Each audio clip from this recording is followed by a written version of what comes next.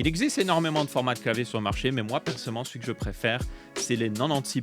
Les 96%, ce sont des claviers qui tout simplement ont toutes les touches d'un clavier normal, ont même un pavé numérique. Il manque juste quelques touches, c'est pour ça que c'est 96%, mais ils sont en échange beaucoup plus compacts. Et personnellement, je préfère ça. Ça prend moins de place sur mon bureau et ça permet d'avoir plus de place pour ma souris. Le problème, c'est qu'il n'y a pas beaucoup d'options au niveau de ces claviers. Donc là, jusqu'à maintenant, j'utilisais le Scope 2 96 Wireless de chez ROG, qui était déjà vraiment pas mal avec des switches ROG Snow que j'apprécie assez bien. Mais récemment, ils ont sorti un nouveau clavier qui est beaucoup plus haut de gamme, beaucoup mieux construit, qui a des fonctionnalités incroyables, mais qui en échange est beaucoup plus cher. Et ce clavier, pour information, c'est le ROG Azoth 96HE. Ce modèle ainsi que le Scope 96 m'ont été envoyés par Asus, je tiens à le préciser, mais c'est pas sponsorisé. Donc là, on a toujours un clavier 96%, mais avec un châssis en métal qui respire la qualité, franchement, et surtout des switches magnétiques. Et à quoi ça sert ces switches magnétiques? Bien, ça permet de notamment régler la distance d'activation de littéralement chaque touche sur le clavier.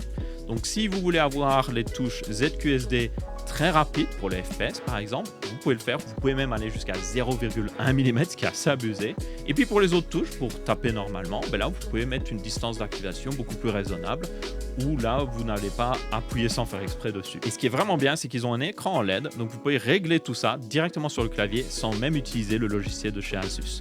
Donc vous pouvez juste sélectionner une touche, dire le niveau d'actuation, et puis après c'est bon, c'est réglé.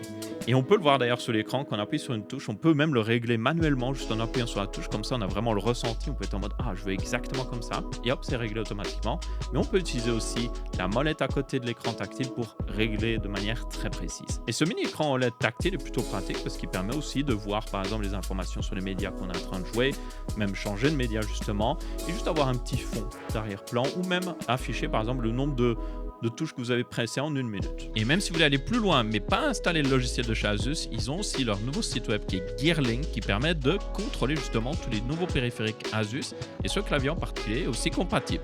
Donc vous pouvez le faire depuis votre navigateur, changer les paramètres, et puis c'est bon. Et évidemment, si vous passez par le logiciel Asus, là vous avez encore plus de fonctionnalités. Mais même juste sans le logiciel, vous pouvez déjà faire énormément de choses. Et au passage, Asus m'a indiqué qu'ils avaient un concours en ce moment pour gagner différents périphériques Asus. Donc si vous êtes intéressé, vous aurez un lien dans la description si vous êtes sur YouTube, et si vous êtes sur TikTok ou Instagram, ce sera dans ma bio. Et en plus de ça, ils ont aussi une offre de cashback sur pas mal de périphériques. Donc ça peut être intéressant si vous voulez acheter un nouveau clavier, une nouvelle souris ou même un nouvel écran chez Asus. Et vous, qu'est-ce que vous pensez des claviers 96%?